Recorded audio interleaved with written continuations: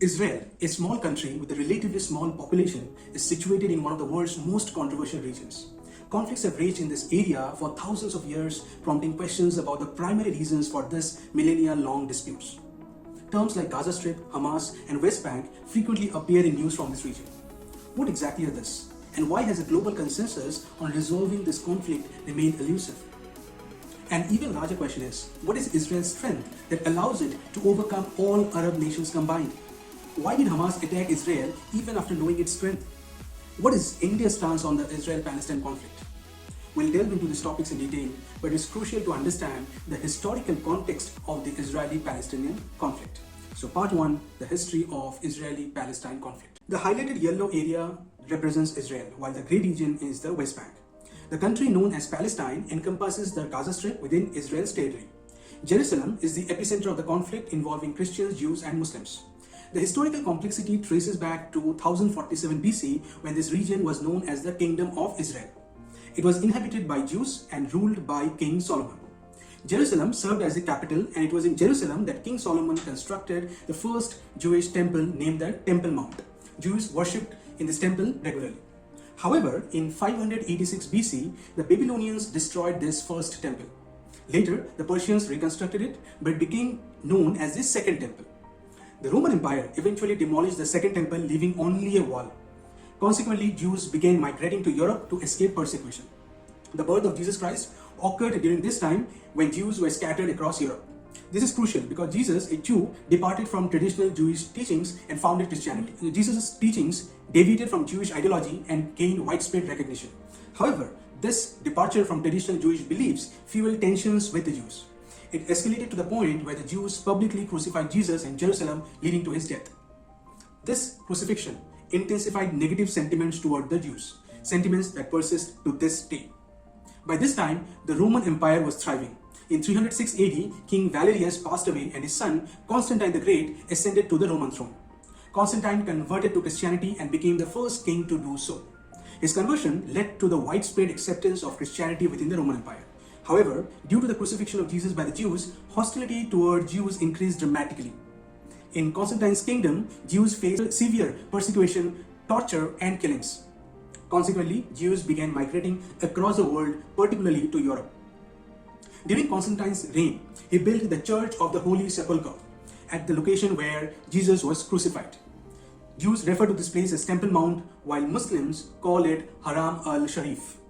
In 638 AD, after defeating the Roman Empire, the Arab army of Umar took control of the region. Historically, Jews coexisted harmoniously with Muslim rulers because they found similarities between their religions. Under Arab rule, a significant site in Jerusalem, the Dome of the Rock, was constructed. The Al-Aqsa Mosque was also built on this site. The construction of these religious structures followed the Prophet Muhammad's night journey and ascension, Isra Miraj. The Dome of the Rock and the Al-Aqsa Mosque are part of the Temple Mount for Jews but are referred to as Haram al-Sharif by Muslims. Non-Muslims are not permitted to enter the Al-Aqsa Mosque, while Jews are allowed to worship at the Western Wall, situated 2 kilometers away. This entire area, known as Temple Mount to Jews, is of immense importance to Christians, Muslims, and Jews. Now, Jews have a long history of displacement, leaving behind their property and land whenever they were ruled by different rulers. They migrated to Europe due to its proximity.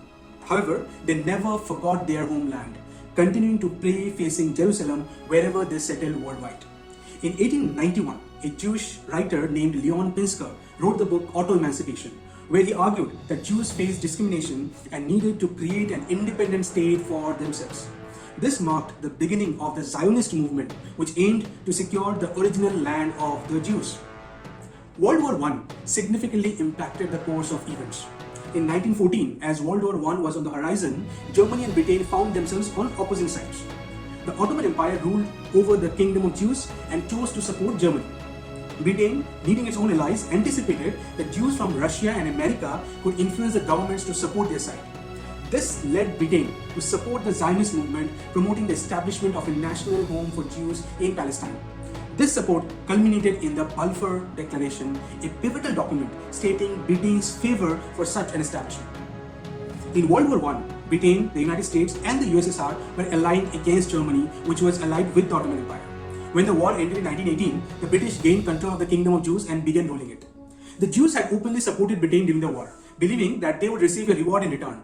The Balfour Declaration, which expressed Britain's favor for a national home for the Jewish people in Palestine, was an important milestone in this process. In the wake of World War I, the British controlled the territory, but the very next day after Britishers left, the Arab countries surrounding Palestine initiated a war against Israel. The common expectation was that with so many Arab countries united in this effort, they would easily emerge victorious. However, the result was surprising.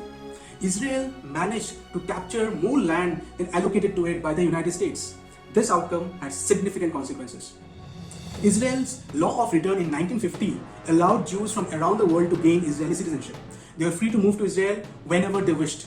The migration of Jews back to Palestine accelerated, particularly due to the rise of Hitler and the Holocaust.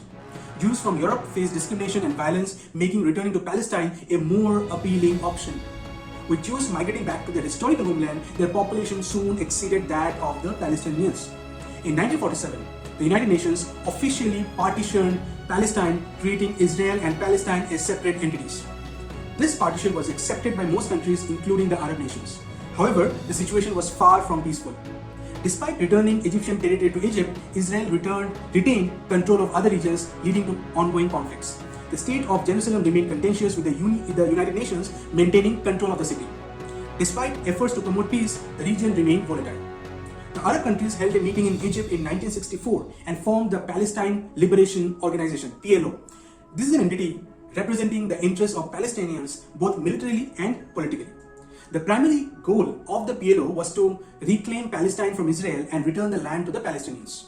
Tensions continued to escalate, with Palestinians engaging in hijacking and other forms of resistance. In 1972, a group of Palestinians attacked Israeli athletes at the Munich Olympics, drawing global attention. In 1973, a series of attacks were launched against Israel by the PLO. Simultaneously, Arab countries employed their influence over oil resources, threatening to withhold oil from any country that supported Israel. These developments led to increased scrutiny of the PLO's activities and further complicated the situation.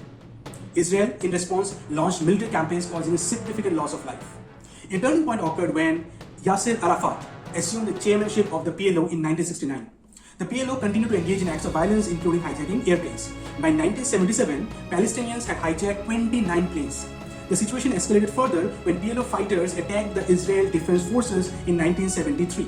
Arab nations, particularly those involved in oil production, yielded significant influence. They declared that any country maintaining relations with Israel would be denied access to Arab oil resources. PLO's activities received substantial funding from Arab countries, and hijacking planes became one of their strategies. Part 2. The rise of the Hamas.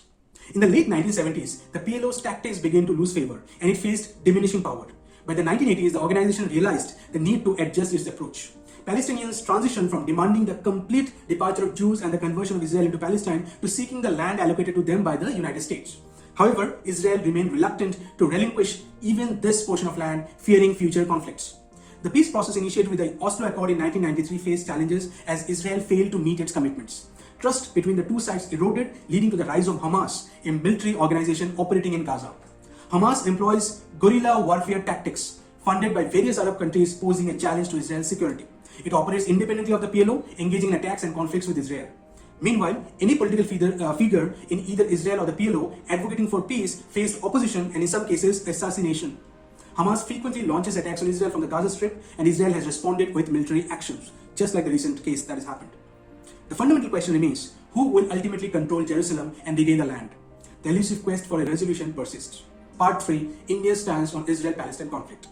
India's stance on the Israel-Palestine conflict has evolved over the years. Initially, India openly supported Palestine, voting in its favor in the United Nations. However, in 1980, India extended full diplomatic recognition to the PLO, Palestine Liberation Organization, and established a Palestinian embassy in New Delhi. Concurrently, India initiated diplomatic relations with Israel in 1994. India's approach to the conflict has been mixed, with various diplomatic positions including voting abstentions on specific issues in the United Nations. However, in recent times, India has been tilting more towards Israel. Prime Minister Modi was one of the first world leaders to show solidarity and support to Israel in the face of the surprise attack by the Hamas. People of India largely have been supporting Israel in this war. In fact, Israel's ambassador to India just a few days back expressed his profound gratitude to India and its people. In conclusion, the Israel-Palestine conflict is deeply rooted in history and has been marked by complexities, tensions, and evolving geopolitical dynamics. Despite various peace initiatives and diplomatic efforts, the region continues to grapple with unresolved issues. In the midst of all this, The innocent people from both sides are losing their lives. Let's pray and hope that the conflict finds a resolution soon.